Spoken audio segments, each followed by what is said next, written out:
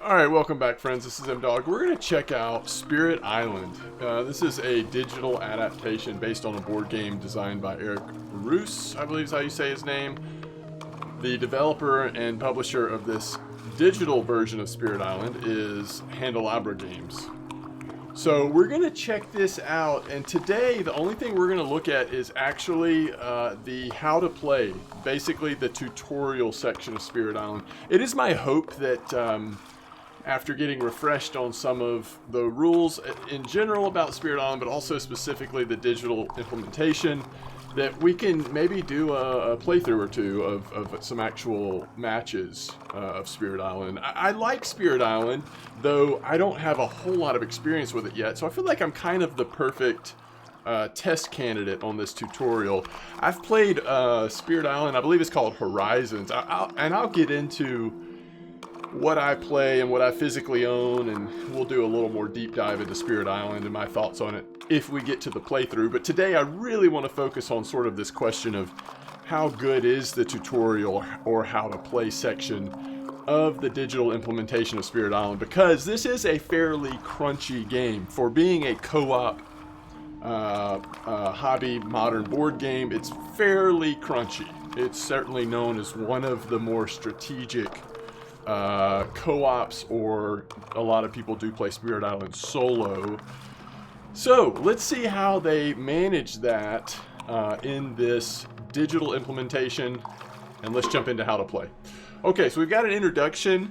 We will, I guess, play tutorial, but I do want to sort of read through this as we go through the process, as if, you know, someone who was brand new to this. Let me do this just for a minute so you can kind of see the full screen. You're a powerful spirit of the natural world, existing on an isolated island. Invaders from beyond the known sea have recently begun their colonization of your island, killing the native islanders, a people called the Dahan, and upsetting the natural balance.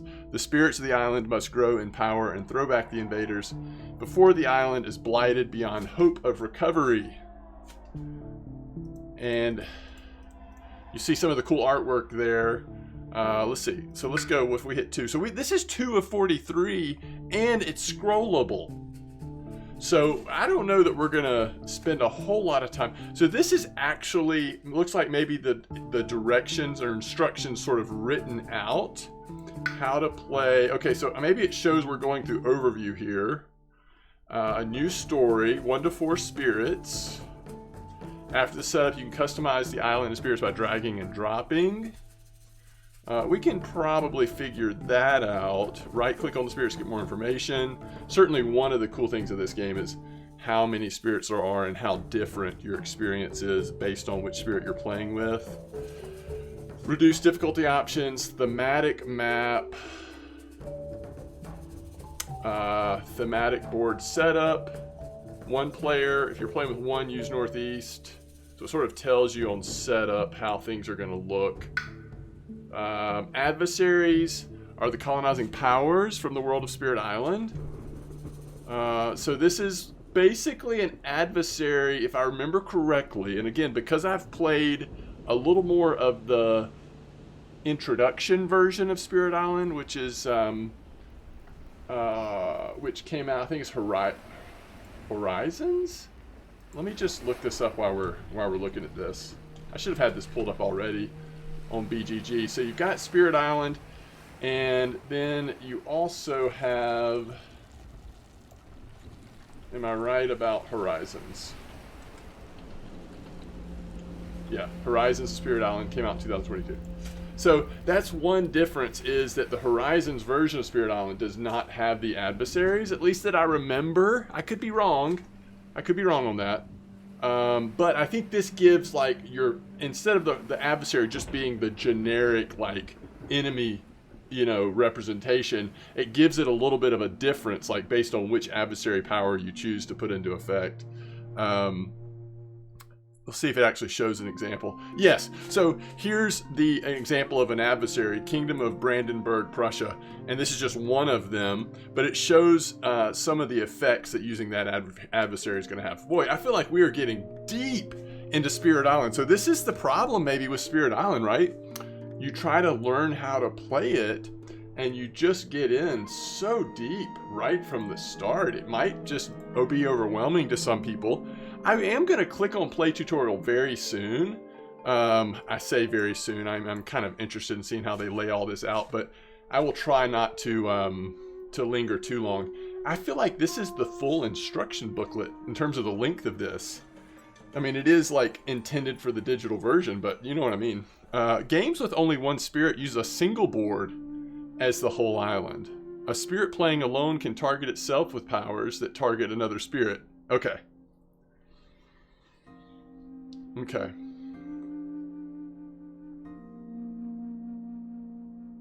It's saying it adds a lot more luck to the game playing with one spirit, because there's nothing to compensate for the one spirit that you've chosen's weakness and limitations. So yeah, when we do our playthrough, that will be the thing to decide. And if you have any thoughts on this, please let me know. But do we want to play single-handed or double-handed with one spirit or two spirits? Yeah, it's hard. I think I've heard that the events deck is really good. That adds a lot to it. So I kind of want to have the events deck as part of it, but we'll see. First-time players. Choose low complexity spirit. It gives you some examples of the spirits you could choose. Power progression option, a low complexity to automatically gain a sequence of appropriately balanced power cards instead of choosing from a selection. Yeah, that's how I've played. Even in the physical board game, there's a way you can have like recommended powers to choose from versus just being able to choose from any of them kind of thing. There's reduced difficulties, don't use an adversarial scenario. Yeah, we'll see. I kind of want to have the full experience, but we'll see. Okay. Explorers, towns, and cities. Hopefully the tutorial will get into all of that. I know just enough to be dangerous. Let's see here. Menu, Blight. Blight, I think, is just represented by these, right? That's how much is on the board. Fear cards, terror level. I think that's represented by how many of those we have on the board. Invader information. So this is the thing, the power card discards, the scenario, the adversary. This part down here, I guess the invader information is what I'm thinking of exactly, specifically. I think that's what tells you kind of, there's a way to read that, and I don't remember exactly how it works. There's a way to read that to see what's coming next. So you sort of plan for it.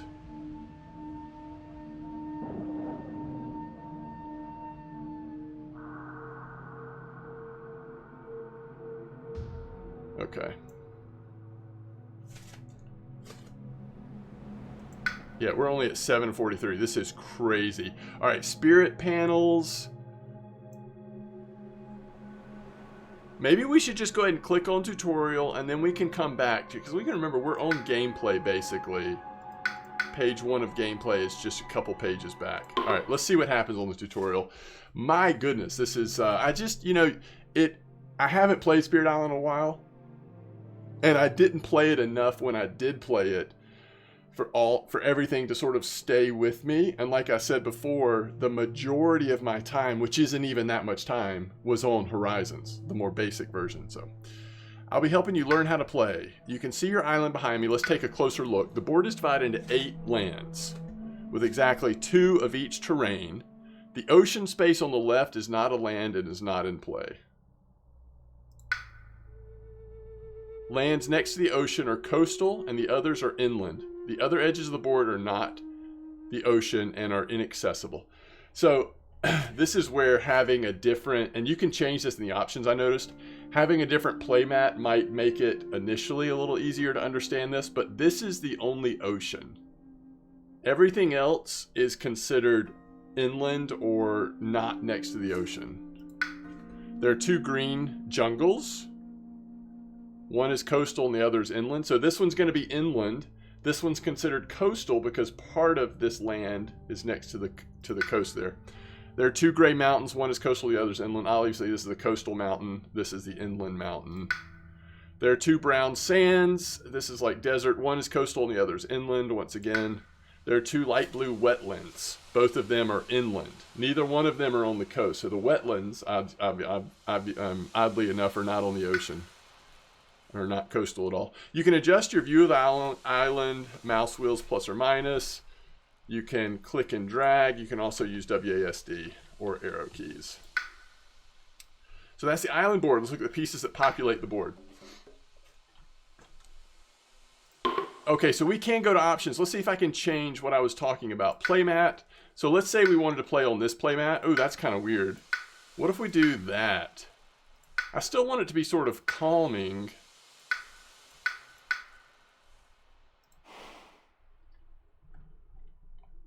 Yeah, that might be better. I don't know. It is what it is. Okay, the Dahan. So this is the native people, right? This is who we're, as playing as a spirit, this is who we're trying to protect, working alongside.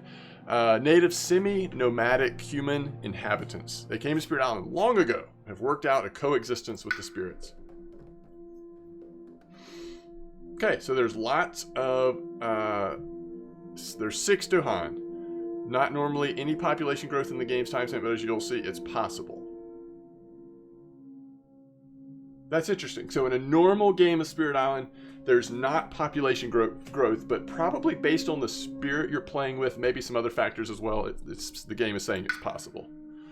Oh, there's blight. Some blight is normal in nature, but humans tend to harm the land much faster than it can recover. If the invaders cause too much blight, you'll lose the game.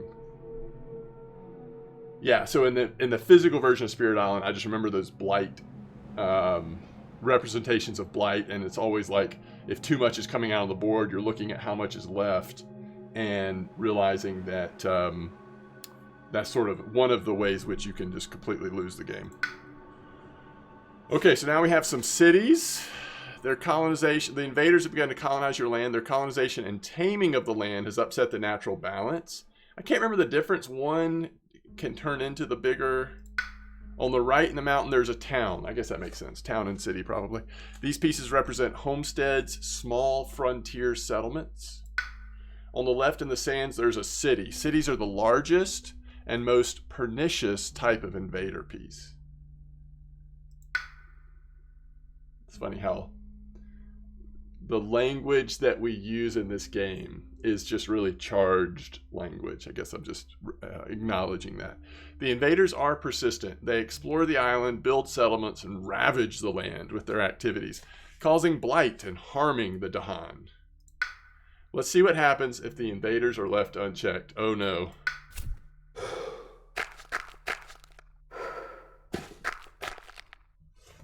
Their first step is to explore in random terrain, in this case a mountain.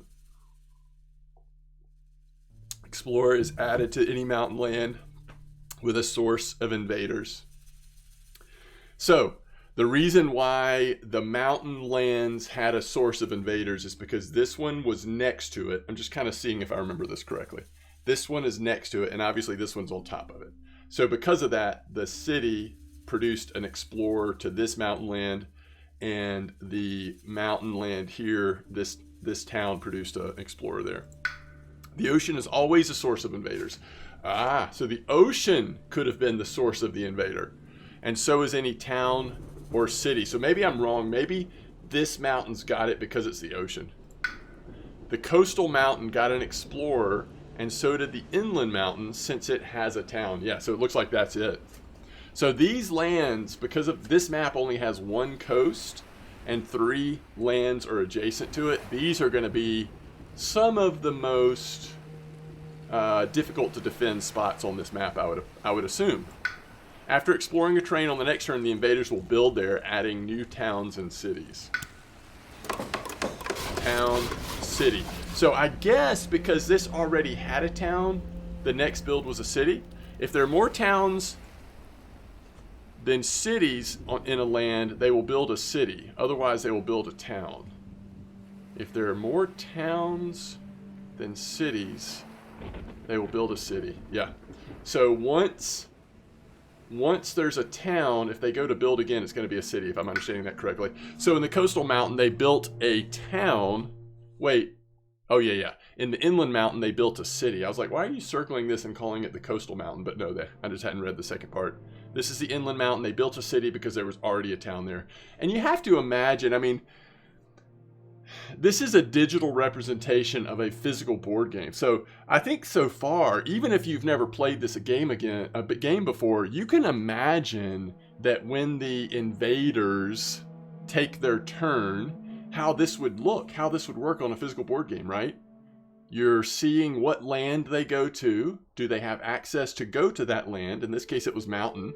Yes, because there's a town on this one mountain, this inland, and there's a coastal mountain, and the coast is always a source that they can invade from. And then the next step is, do they build? Well, yes, they build a town if there's nothing there. If there's already a town there, if there's more towns and cities, then they'd rather build a city. They've already got the town in place, so now they build a city. So far this makes sense, right? This is helpful for me, not just because of the digital board game, but this is helpful actually to refresh on how to play the physical board game. I feel like after we're done with this, the hope is I could go get out Spirit Island in my board game room and on our table put Spirit Island out and have a much shorter time to relearn or to get ready to play that game.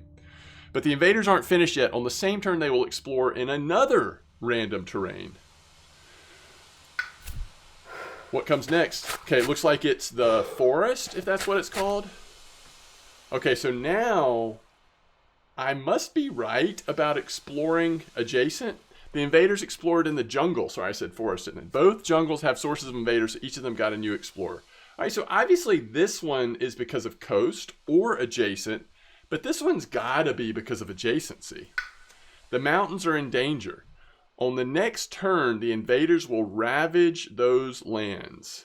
And don't forget, they will build in the jungle and explore anew. So they already built, so they don't build again on this same turn, but we know because these explorers are in the jungle, if they are left unchecked, the next turn they would build there as well. The mountains have a chance of being ravaged. On the next turn, they will ravage those lands. So they've built, and then after that, do they ravage? Hopefully they'll explain this. During ravage, each invader damages the land and Dahan at the same time. So we lost a Dahan population. They can blight the land and destroy the Dahan, but any surviving Dahan fight back and can destroy the invaders themselves. So we got blight. They took the city. I guess the Dahan defeat the city over the explorer. In the coastal mountain, one Dahan survived and fought back, dealing damage to destroy the town. Sorry, not the city, the town. What happened here? I don't. The invaders will also ravage in the inland mountain, and there's no one to protect it. So I guess it just blights. If the land takes too much damage, blight is added to the land. That happens in both mountains. That happened in both mountains. Now they will build in the jungle. Okay, so now they're building in the jungle. Towns in both. A town was built in each of them because there was a single explorer with no existing town. Those lands are still dangerous because next turn they will ravage and cause blight. So just remember, we're seeing what happens if it's left unchecked. This is just like straight spreading of the invaders. The invaders relentless explore again. This turn looks like they're going to the wetlands. Yeah, so it's clear that adjacency is what's doing this. It's the wetlands. Both wetlands get an explorer since both are adjacent to a town or city. There you go, adjacency. Let's move forward to the next turn where we know the jungle will be ravaged. So the jungle's going to be ravaged because they were left unchecked and they've already been there. So that Dahan is destroyed. Only one Dahan, nobody survived to fight back. Blight is added to both jungles since each takes too much damage. As you can see, the cycle of Explorer, Build, and Ravage is leading to the end of the Dahan and Spirit Island as we know it. But this isn't the whole story. It's called Spirit Island for a reason. So this game can be brutal, especially as you're getting used to it. And it's interesting how even in this tutorial, it really starts off with just the bad. Just the bad happening turn after turn. With your help, the island can be saved from the invaders. Let's go back and find out how. All right, so we're reversing time here. Okay, so now we're going to introduce a few more elements, it looks like, and maybe not all the elements, but it looks like we're introducing a lot of the elements. All right, so let me see here. Over here is just menu and game setup, so I feel like this might be better.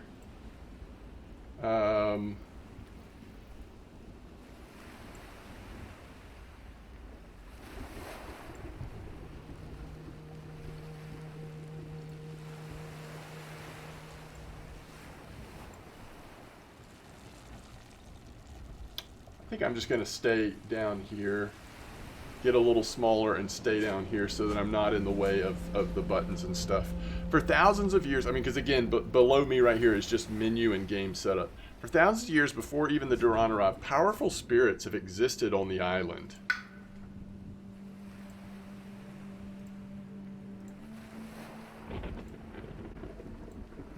The invaders are spreading impossibly quickly, and the spirits must respond. You are the spirits. Can you save your island? In this tutorial, you will control river surges in sunlight. So remember, we learned before how there are different, there's different spirits. The different spirits work in different ways.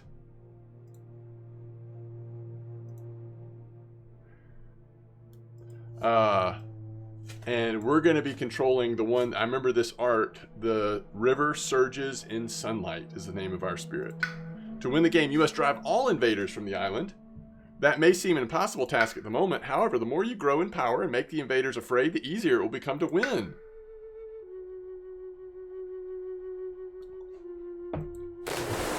Holy cow, it worked. How do I get off of it, though? Spirit presence marks. Okay, I can't really see. I was trying to remember because I know on the spirit card it tells you how to set it up. Spirit presence marks the lands your spirit occupies. Your presence is needed in order to affect the island. You start with one presence in the wetlands here. You'll be adding more very soon. But first, as we saw before, the invaders have an initial chance to explore. The invaders' card progression is shown at the bottom of the screen. So right here, we see the card progression. And so the first one, we don't know yet what they're going to do. They flip over the top card of the invader deck and explore there. Okay, so the first one is jungle. The invaders explore in the jungle. So we go coast to jungle, and we go here to jungle because there's a adjacency. So we have explorers in both locations. The invaders explored in the jungle. That card now advances. So next they will build in the jungle and explore somewhere else. So this is a key and basic component of understanding Spirit Island and how our meager brain is going to try to come up with strategy to upset what is happening to our island and our spirit. So the explorer shows where their explorers go from. This same map type, in this case jungle, next time is going to rotate down to build, and if they're able, jungle will then have building occurring on there, and then after that jungle will swipe down to ravage, and at that point I think is when the blight comes down and everything takes damage. That's my memory of it, but I think this is a very important concept. But before that, your spirit will grow more powerful. Let's begin the spirit phase that happens at the start of every turn. Okay, spirit phase. The spirits of the island grow in power. Your spirit summary is always accessible at the top of the screen. Click or right-click on your spirit to view their full-size panel and full-size hand of power cards. You can also generally right-click on cards or other controls to view them in full. So we can right-click on this, and as we grow, we will become more powerful. Let's see. Growth, these are our options. I think we choose one every time. This has to do with how powerful we are. This is our sort of special rule. I think my presence, maybe, is that what it stands for? It might not be something in wetlands counts as the upgraded version. I can't remember the way. There's two versions of that. We'll figure it out. And then this is your innate power, massive flooding. So this is some of your abilities. I think no matter what card you're using, you have these abilities maybe. And then cards give you other abilities. I'm trying to get it to come back to me. So 1 of this, 2 of this, you can push and explore or a town. 2 of this, 3 of this, instead 2 damage. Push up to 3 explorers or towns. Or if you have this, 2 damage to each invader. So I'm sure the game will explain this more, but and I'm, yeah, let's don't get ahead of ourselves. But that's my basic memory of what some of that kind of means. All right, every turn, the first thing you do is choose a growth option from the 3 available options. Click the middle growth option so we can add more presence to the island. Click a growth group to use it. So this one is reclaim cards. After you've used cards, you have to reclaim them to have access to them again. This one would let us gain a power card, and this one would let us gain an energy. But this is something I think you typically do, again, once you need to reclaim. This one allows you to add a presence, maybe twice. I'm not sure why it's there twice. And this one lets you get a power card and add a presence. Up to 2 spaces away? Is that what that means? I don't know. All right, we're going to click the middle growth option. Now click the first button that says add a presence. Your spirit panel has 2 tracks full of presence. The more you move from the top one, the more energy you gain each turn. So let's go back to this. The more we move from this one, the more energy we'll have each turn that will allow us to do more on our turn. So we'll get literally more powerful with our energy. Based on the growth option, we can add presence to any land that's 1 away from our existing option. So it shows how there's 1 space. We can add our presence 1 space away from our existing presence. So click and drag our presence to a land to add it. So it's forcing us. So cool that we can move like parts around. That's really nice. Okay, so we're going to move this, and we only have these 2 options. Now, the game is wanting us to do it on mountains, but we could do it on the sand or desert as well. But we're going to put it on mountains, and you can see as I pick this up, we now have 2 energy per turn. Now you'll gain 2 energy per turn instead of 1. That's indicated by the +2 energy icon in your summary panel. So up here at the top, we've got this summary panel. So instead of looking closely, we can actually look on the summary here and see, oh, we've got +2 energy per turn now. Now click the second button that says add a presence. The bottom presence track is for card plays. The more you move from that, the more power cards you can play each turn. Drag the first presence from the card play track to the highlighted wetland. With the blight on it, by the way. So let's look at this really quick. We can now play 2 cards and we have 2 energy. So we are literally getting more powerful here with our river surges and sunlight. With more presence on the island, you can take more actions and reach more lands with your powers. After growth, you automatically gain energy based on the highest uncovered space on your energy track. That is here, so we get 2 energy. That means we'll gain 2 energy, which we need in order to play power cards. So now you have 2 energy as indicated at the top left of your summary panel. So this one is showing us how much we get per turn. This one is showing how much we actually have right now. After gaining energy, you have the opportunity to play power cards. You begin the game with a hand of 4 power cards. Hover over or right-click a power card in your hand in the top left to see in detail. So we have Boon of Vigor, Flash Floods, River's Bounty, and Wash Away. Let's look at Wash Away. So it looks like it has the speed of whatever symbol that means, range of 1. We can target any land. We can push up to 3 explorers or towns. I don't know if that's just towns. I think it might be. And it looks like it also gives us 2 symbols. Notice that blue and that gray symbol. I think that will become relevant as we're trying to build up enough symbols to do our innate powers as well, but we'll see. Okay, power cards cost energy. Let's hover over another one really quick while she's talking. Actually, let's go. So this has got the same speed, 3 different. Let's look at this one. Okay, this one's got a different speed. That, to me, looks faster, so that's probably the faster speed. It's got a range of 1. We can do 1 damage, which I think would kill an explorer if there was 1 explorer there. If target land is coastal, plus 1 damage, we can do 2 damage. Okay, power cards cost energy to play. You can see their cost in the top left. For example, Flash Floods costs 2 energy. How did we end up on the exact same one she was going to talk about? Flash Floods cost 2 energy, and River's Bounty costs 0 energy. Yeah, I see that. So 0 energy, slower speed, 0 range. So our presence, I think that is range from our presence. We'll see, but I think that's the case. And we can target any land. Oh, any land. Hold on, let's see. You can target any land, target any people.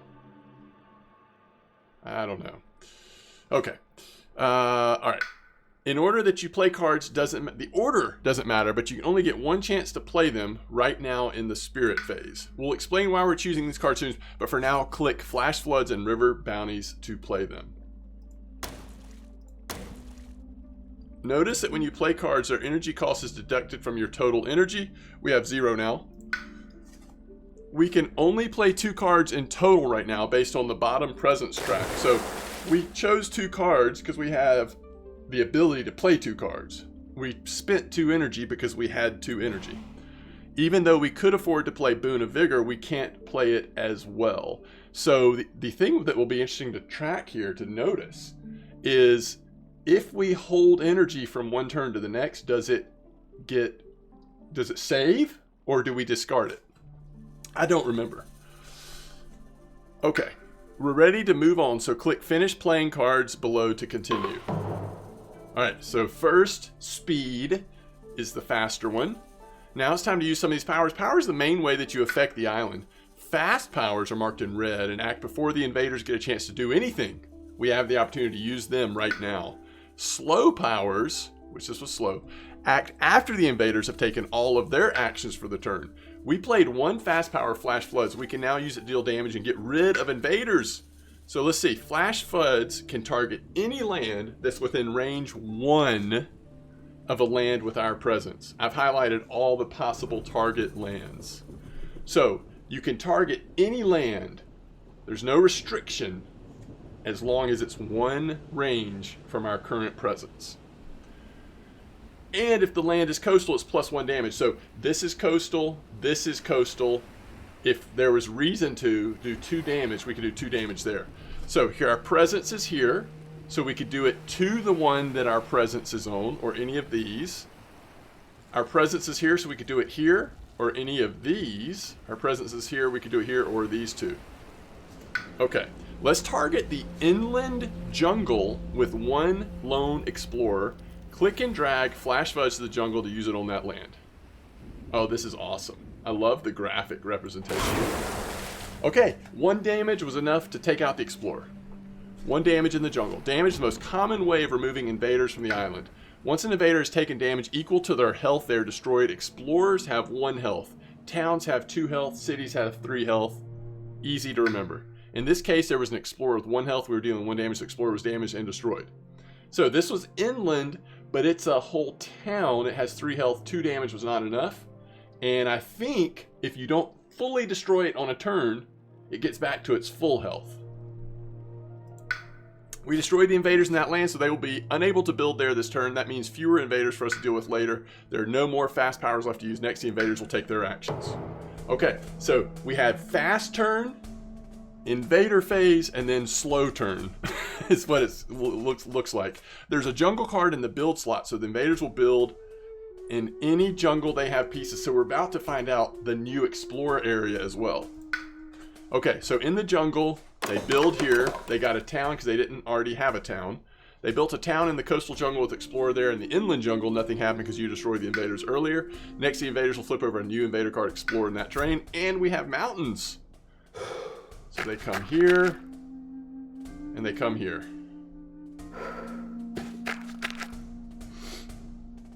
Even if that town had not been there, they still would have come from the coast. They still would have come from the coast, I believe. Alright, after exploring in the mountains, the invader cards advance. Next turn, they'll ravage in the jungle, and they'll build in the mountains, and then we'll get a new explorer. So hopefully that makes sense to everyone. If this is your first time seeing Spirit Island again, I feel like this is worth repeating. All of these things are always going to just push one over. So next turn, build.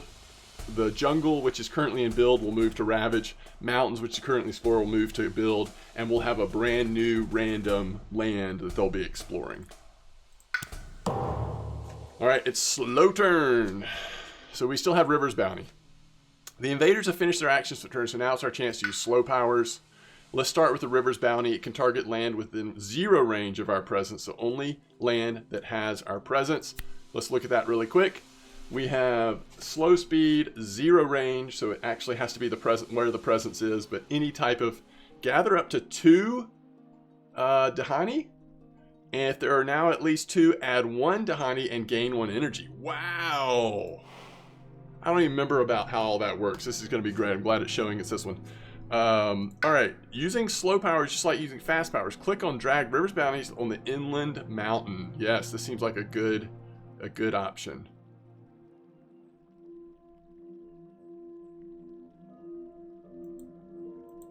Ooh. Not sure what just happened there. I was wanting to look at this, so we're gonna yellow, green. Okay. River's Bounty, Inland Mountain. Allows you to gather Dahan. Gathering lets you move pieces from adjacent lands into the targeted land. So remember, Dahan actually fight back. They do damage, so that might be why we would want to do this. An additional effect on that power is that if 2 or more Dahan end up to target land, a new Dahan appears. This is a rare and powerful ability.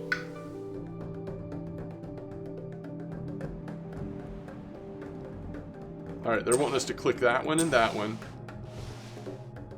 And then this should create a new Dahan. So we have 3, 2 plus 1, right? 2 plus 1. I don't know if our presence does anything, but we have 3 damage. Now that we've finished using River's Bounty, let's use our other slow power. She's talking about our innate power. We didn't need to play power card for this one. This is our innate power, Massive Flooding. We'll talk more about innate powers later. Innate powers are used the same way as power cards. Click and drag the Massive Flooding on the coastal jungle. Oh, it's right here. They just put it up here. All right, let's look at this really quick.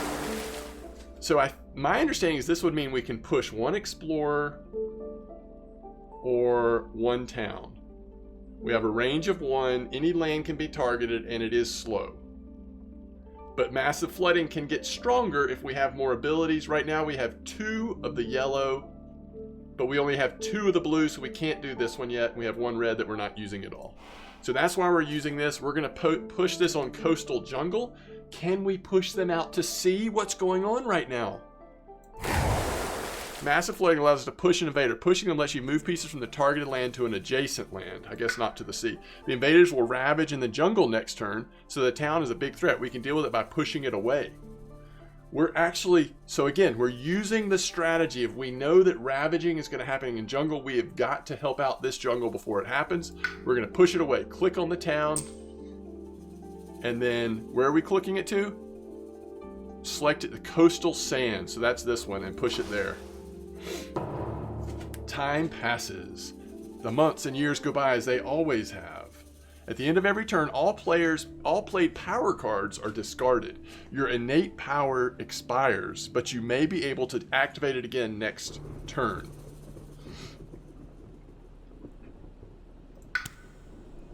The spirits of the island grow in power. So it's Spirit Phase.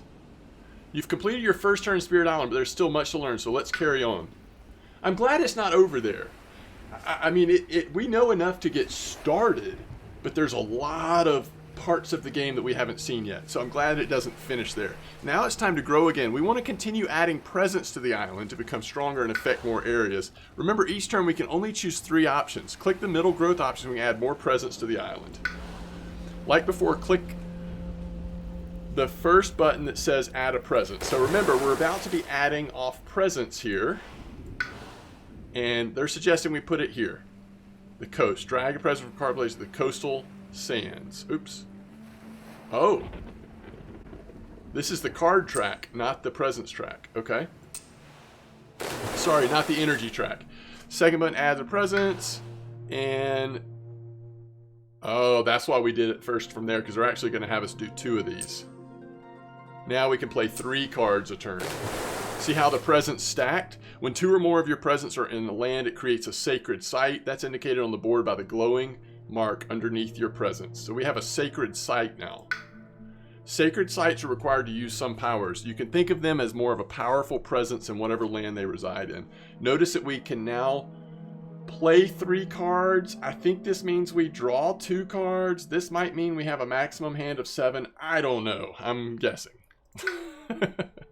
You might have noticed that your presence in the wetlands is also shown as a sacred site, even though there's only 1 presence there. And we know why that is, because we saw that.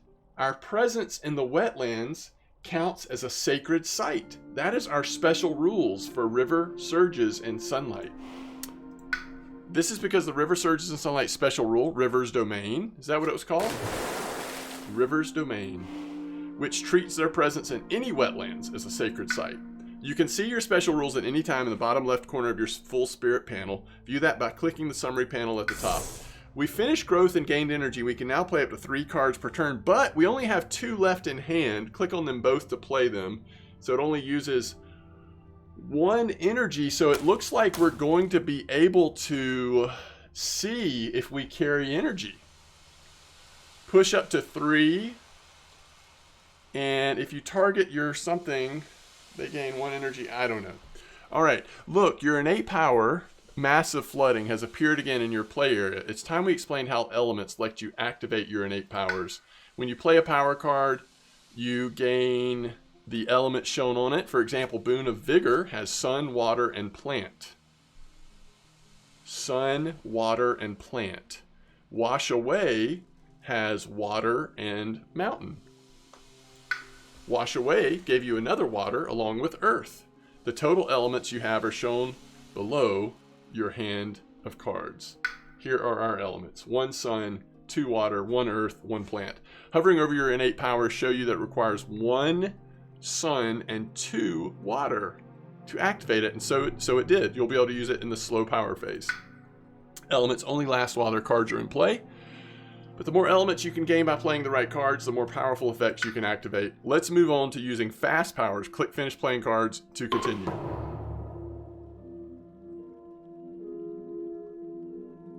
Boon of Vigor targets a spirit, not a land. It grants you 1 energy when you target yourself, or even more if you target another spirit. In this game, you're the only spirit. Click and drag Boon of Vigor to your summary panel at the top to use it and gain 1 energy.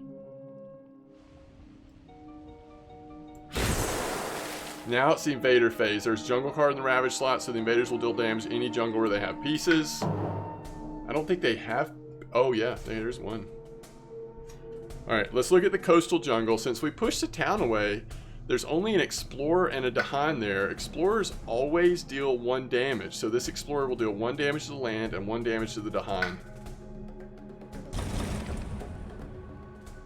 Dahan have 2 health. Oh, nice! So the damage did not destroy them. They fought back and dealt 2 damage to the invaders in the land. Explorers only have 1 health, so that was more than enough for the Dahan to destroy them. If 2 or more damage is dealt to a land, Blight is added there. This time the land only took 1 damage, so no Blight was added. The 1 damage is simply ignored. The other jungle has no invaders also. No ravage happened there. Next, the invaders will build in the mountains. Wait, they're building in the mountains? City's going up.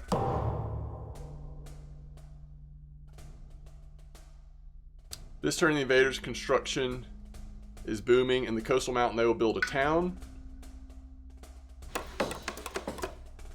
The inland mountain has more towns than cities, so they'll build a city there.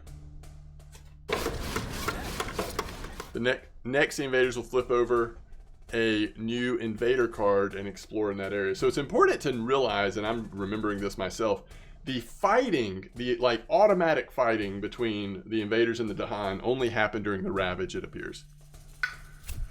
Okay, we're exploring wetlands, which they have access to both.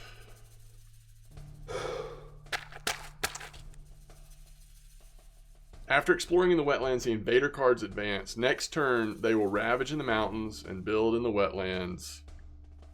So the jungle will be gone, unless it randomly gets chosen for explore again. So mountains will go to ravage, wetlands will go to build, and we don't know what we'll explore. Slow phase, so we get to wash away and use our innate ability. We can limit the damage in the mountains next turn by pushing away invaders. Click and drag, wash away on the inland mountain. Push up to 3. Push the town and the explorer to the adjacent sands by clicking the pieces and then the sands. This will help the Dahan survive next turn's ravage. It looks like we can't push. I mean, that looks like the symbol of town to me. It looks like we cannot push a city. Before we use massive flooding in, you might notice it has sacred site requirement. It does have sacred site requirement. Powers with this requirement can only target lands range of sacred sites. Good thing our presence in wetlands counts. Go ahead and use massive flooding on the top right, wetlands. Remember, you can move the map with WASD click thing. Okay. So we're going massive flooding here, it looks like.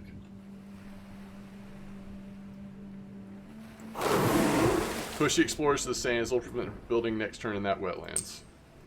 Boy, this sands is getting very scary. Time passes. The months and years go by as they always have. We've reached the end of another turn, and this time all partially damaged pieces are restored to full health. The damage to Han is restored to full health, which is great for us, but the same will happen for invaders, so beware. The spirits of the island grow in power. So now we've got to get more cards. We're out of cards. I assume that's why they're taking us at least to this third turn. Spirit phase again. There are no cards left in hand, so we should do something about that. At the end of each turn, your player cards are discarded. Click your discard pile on your summary panel at the top to take a look at them. So this is our discard pile, not what we had in hand.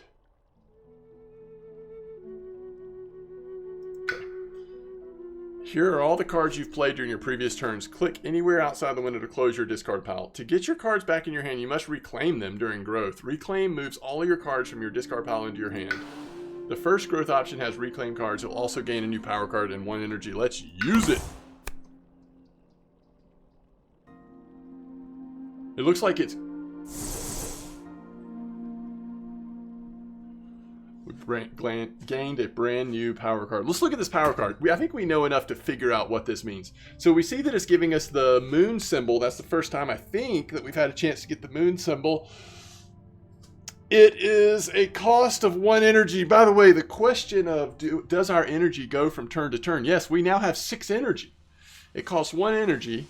The speed is slow, 1 range, and it has to be from a sacred site, not just presence, but it can target any land. If invaders are present, 1 something. If target land is the sand or the wetlands, remove 1 blight. If invaders are present, 1 damage. If target land is... This is my guess of what that means. In this tutorial, we're using a power progression deck, so you automatically got the next power card, Uncanny Melting.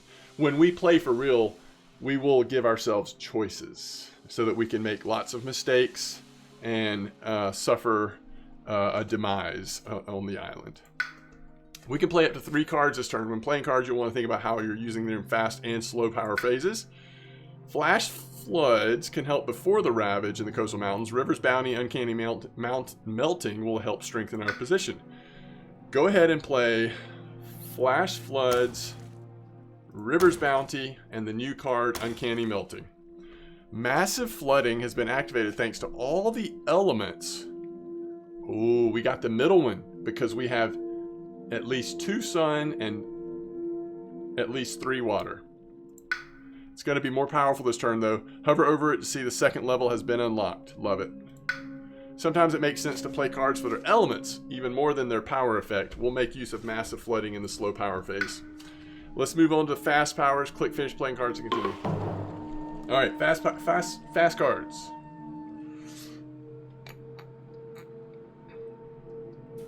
Have a look at Flash Floods. It deals 1 damage, also 1 more damage if that target land is coastal. Yeah, we've seen that earlier. Coastal lands next to the ocean, including mountains, where that means we can deal 2 damage there. Use Flash Floods on the coastal mountains. So this goes 1 range from our presence. So no problem since we have a sacred site. We're doing it here, and we do 2 damage. You can divide it among the invaders and target land as you wish. Towns have 2 health and deal 2 damage. If we deal 2 damage this town, we'll destroy it and keep the land safe during the Ravage setup. Click this town twice to do 2 damage to it and destroy it. Oh, that caused fear. Destroying a town generates 1 fear. The more fear you generate, the more terrified the invaders become. That is awesome. Generating fear will cause beneficial effects and reach easier victory conditions, so it's a good thing. We'll learn more about fear soon. For now, the invaders are going to take their action, starting with Ravage in the mountains. Invader phase. The invaders ravage in the mountains. Similar to last turn, in the coastal mountains, there is a lone explorer. There's a lone explorer with some Dahan. We now know how that's going to play out. In the coastal mountain, there's an explorer with a Dahan. Yeah, that explorer is gone. Once again, the explorer deals only 1 damage, was destroyed by damage from the surviving Dahan. In the inland mountain, more trouble is brewing. There's a city, and it will deal 3 damage. So that means it's going to destroy a Dahan and half of another Dahan. And then I don't think the Dahan that's left will do enough damage. That was rough. The city dealt 3 damage to the land and to the Dahan simultaneously. That it destroyed 1 Dahan and wounded another, and it's going to add blight. Since 2 or more damage was dealt to the land, a blight was added, and when the blight is added to land, a presence from each spirit there is destroyed. That is rough. Did this health go down? Destroyed presence removed from the game and cannot normally be recovered. Next, the surviving Dahan fight back.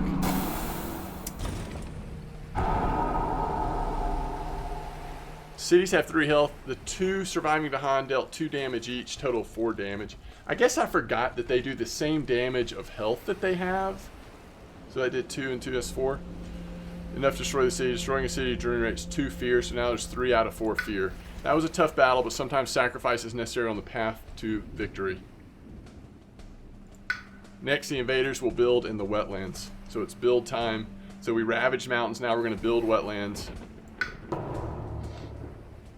They're not building here, but they are building here, so a little town will go up here.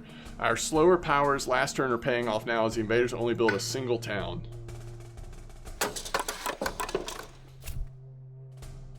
Now they're exploring to the mountains again.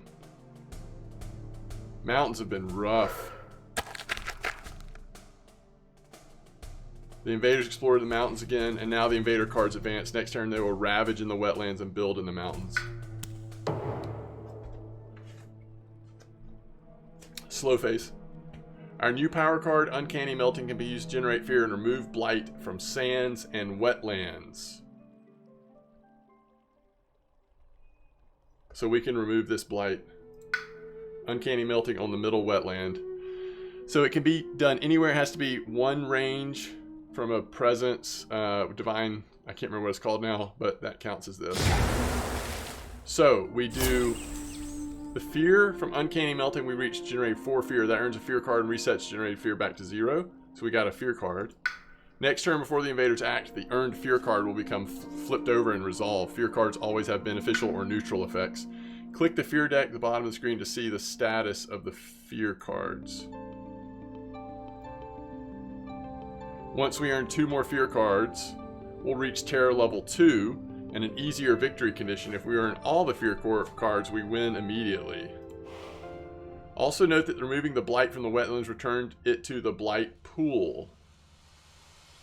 If the blight pool runs out, it's game over. Is this the blight pool? think so. It is. There are some built-up invaders in the coastal lands. Use River's bounty on that land to bring Dahan there as well. So this did not do damage, huh?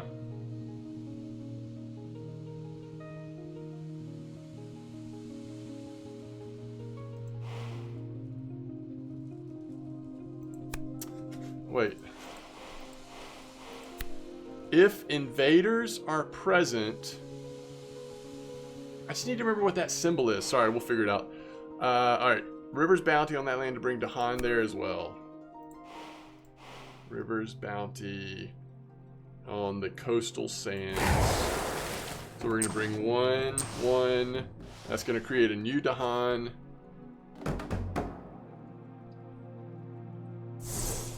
With massive flooding powered up, we can deal damage and destroy invaders. Use it on the central wetlands to destroy the town. Alright. Massive flooding. We're doing 2 damage.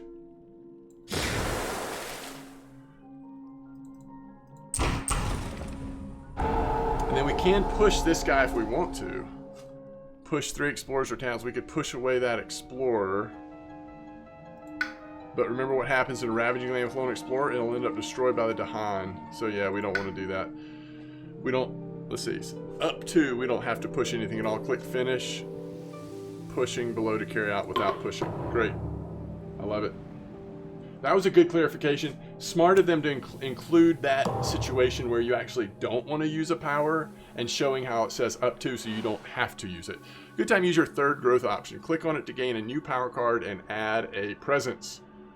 So this doesn't reclaim cards, it does a little bit of both. And it looks like presence can go farther away, which is cool. Okay, so we're getting Nature's Resilience. Defend 6. Let's replace the presence that was destroyed last turn. Drag the first presence from the energy track to the inland mountain. That's here. We can play all of our cards this turn and plan to reclaim them next turn. Click to play them all. Yeah, because we can play up to 3 cards. And we have 6 energy.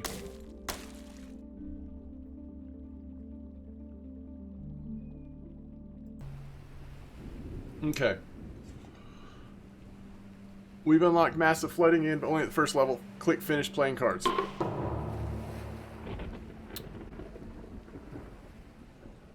Use Boon of Vigor on yourself by clicking drag your summary panel. So just as a reminder, Boon of Vigor gives us another energy. We're also getting some elements from it. Fast power available. Nature's Resilience is also fast. Right click and hover over to see that it's an elemental threshold. Oh. If you have 2 water, you may instead remove 1 blight.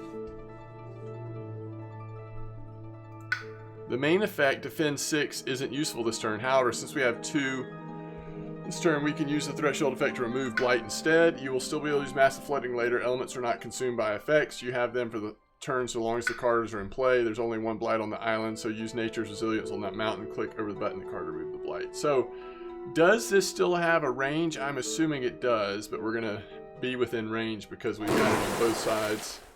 We're removing this. Awesome. Last turn we generated enough fear to earn a fear card. Now, at the start of the invader phase, we get to flip and resolve it. Alright.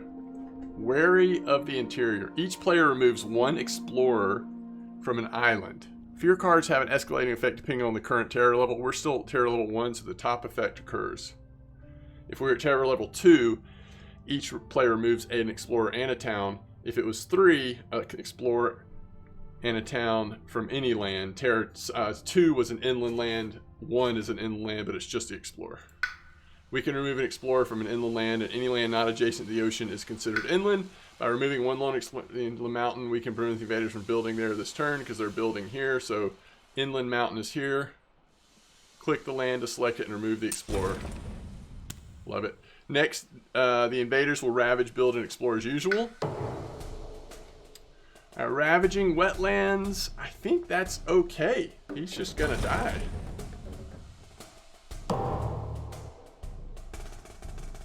Now we're building in the mountains.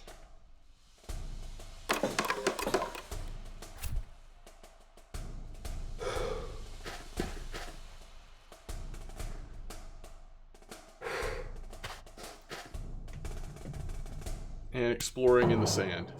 Okay, slow power time. We can clear the inland sands and prevent a build there next turn. Use your powers to push all the invaders to central wetland. Remember, you have multiple powers to use. So, yeah, wetlands is safe from what we see right now at least. So, let's see. We have wash away, push up to 3. So we'll do that.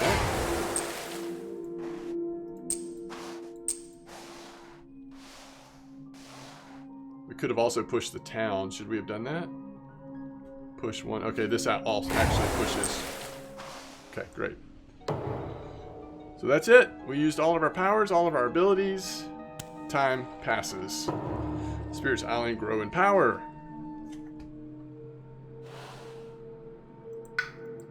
We need our cards back. New power won't hurt either. Select the first growth option. Pull beneath the hungry earth. Moon, water, earth. If your presence is present, 1 something and 1 damage. 1 fear! That's fear!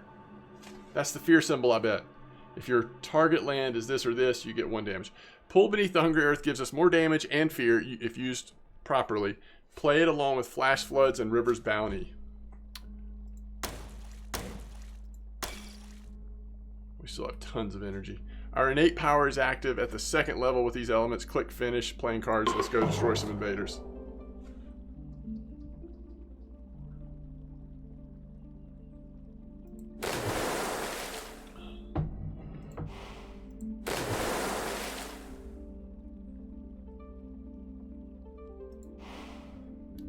Use flash floods on the coastal mountains to deal damage there. Coastal mountains. We're doing 1 damage, but it's going to be 2 because it's coastal. We can destroy this town. Since inland mountain is already clear, we destroyed that town. The coastal mountain, the invaders will not be able to add any blight this turn. Good job. So we're ravaging in the mountains. Only good things are going to happen in both locations. And now they're building in the sands, which here that matters. There it doesn't. Coastal. Ooh, coastal lands. So that means they move everywhere that the coast is next to.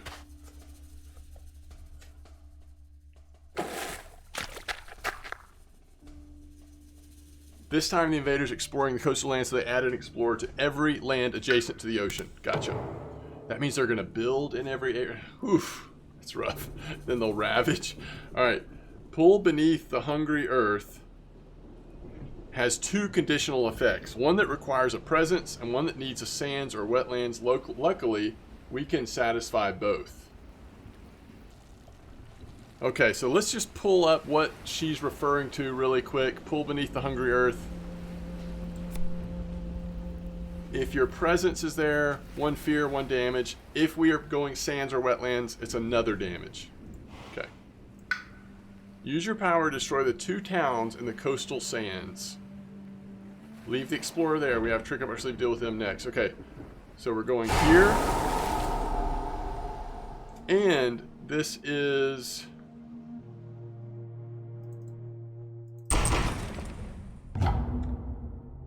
enough to destroy a town.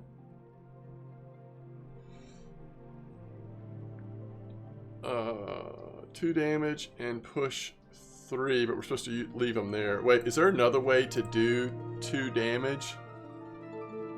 No, I think we've used everything, right?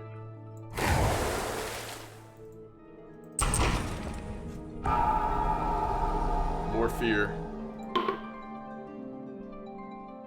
Having more Dahan is always good, especially in a central location where they can be pushed and gathered from it. Use River's Bounty on the central wetlands.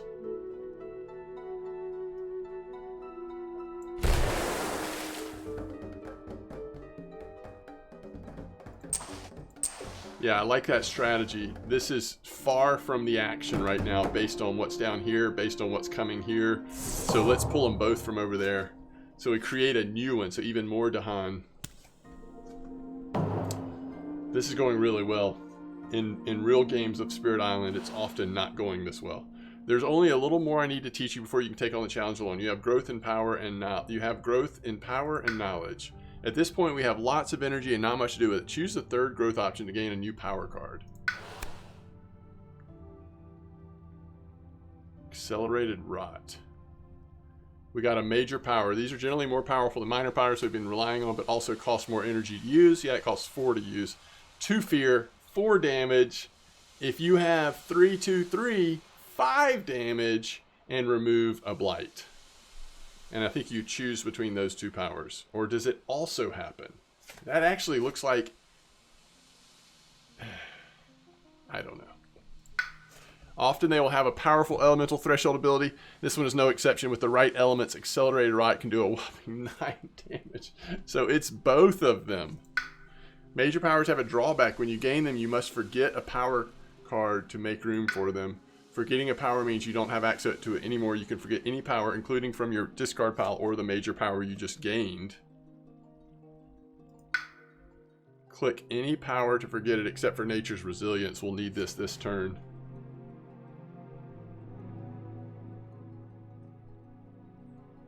It's actually showing that you could actually forget the card you just got.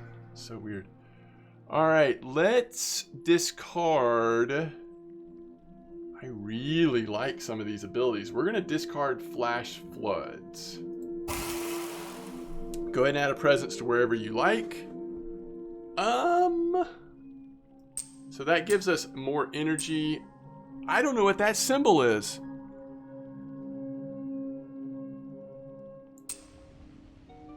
Reclaim 1, like reclaim 1 card. Let's find out what that symbol is. All right, and let's put this presence...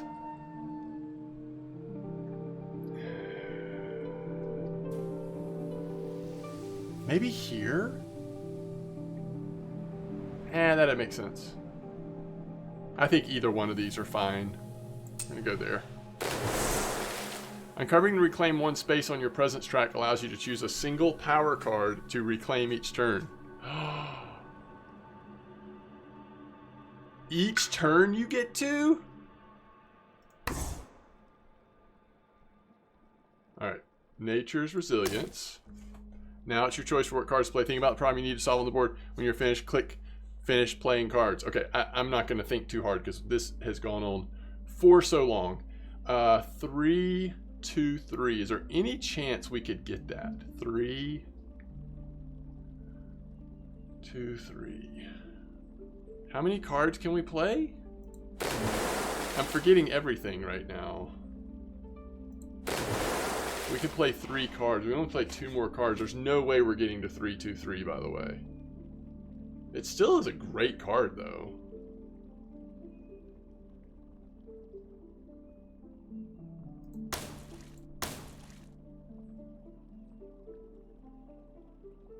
Why did I just choose this one? It gives me another energy. How about we get...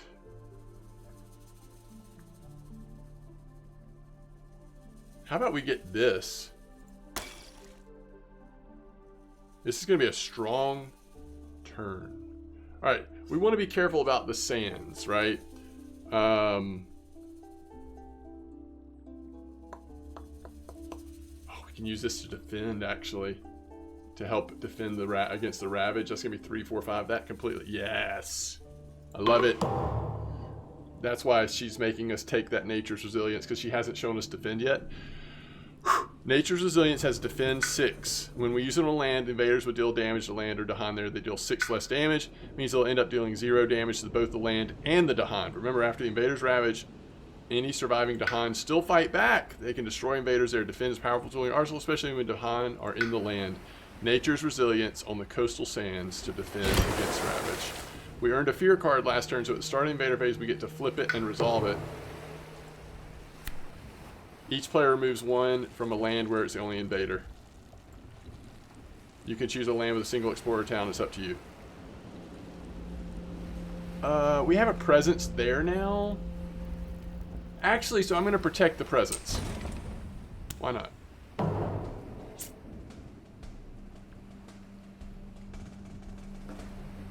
Okay.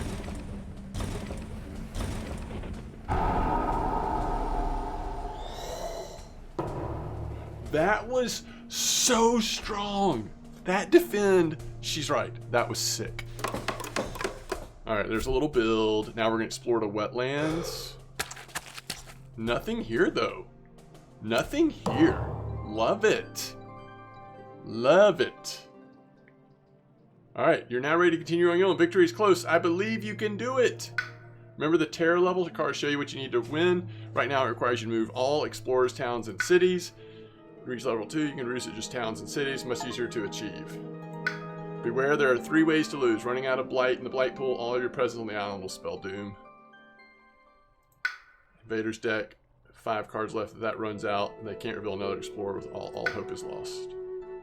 If you change your mind about a decision, you can undo at the bottom of the left. Okay, so there's an undo thing. That is so important in digital implementations of board games. Power only use on lands that match restriction. Keep in mind you need to obey the range limit too. Yep, got it. Alright, I want to use this new ability, Accelerated Rot. 2 damage, 2 fear, and 4 damage. What does this do? We can pull them, create more. I think this is so powerful. So we're only doing 1. We only can push 1. There's so many explorers here, like, we just want to do the damage here, right? Wait, is there a way for us to... We need to see the fear track.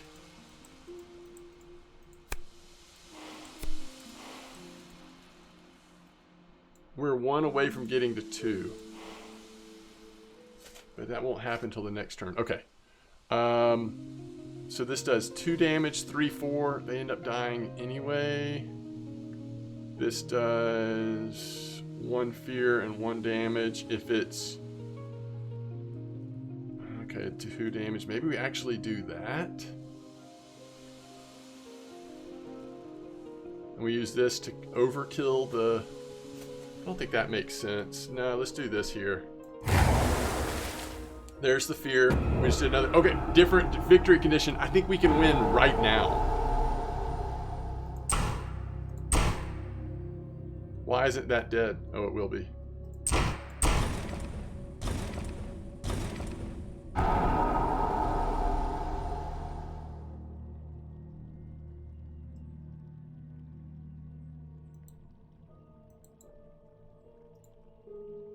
If you're present.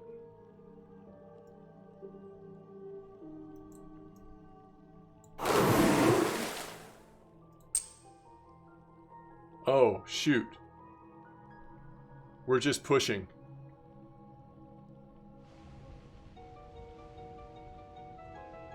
If it's sand... Oh, yes. Yes, yes, yes, yes, yes. Hold on, I think this works out.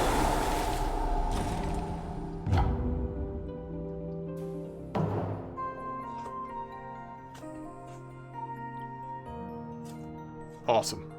There's no buildings on the island. So, I didn't verbalize what was happening there, but because we introduced another fear card, that took us to the second tier of fear, where we were able to win by not removing everything, but just removing all of the cities and towns.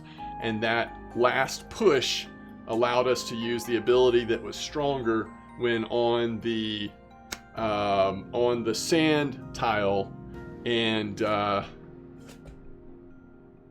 was awesome. Okay, what a great experience. So the question we were trying to answer is, how well does the tutorial prepare you for both playing the digital implementation of the game, as well as what I was really curious about, prepare you for sitting down and potentially playing the actual game itself? And I think it did a terrific job. I can't imagine it being better.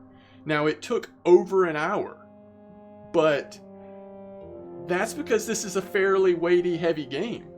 So kudos to the developers of this game the digital implementation of the game, especially those that created this tutorial to really walk us through a lot of what was going on. And again, my background with Spirit Island, as you could tell early in this tutorial, was that I played it just enough to know a couple of like concepts, but there was most of the details I did not have in my sort of accessible memory or understanding. I just had some general ideas, so that was really cool. Very fun experience. Hopefully this gave you a good idea of what this game is like. I believe this game is actually still on sale if you're interested. And as I said before, my hope is to now take this experience and hopefully soon actually play through at least 1 or 2 games of Spirit Island so that we can start experiencing some of the things that we didn't get to experience, like the actual adversary, the event deck, and even more of the spirits and the process of choosing your minor and major power cards. Some of the things that we didn't get to see because of limitations of the tutorial. As always, thanks for watching. Thanks so much for the support. I hope this has been helpful. Please let me know if it is, or if you have questions. I'm really sort of trying to figure out how I can lean more into my love of board games, even though my channel tends to be more of a digital game focus. So this is one of the ideas I've had. Anyway, thanks for watching. I'll see you next time.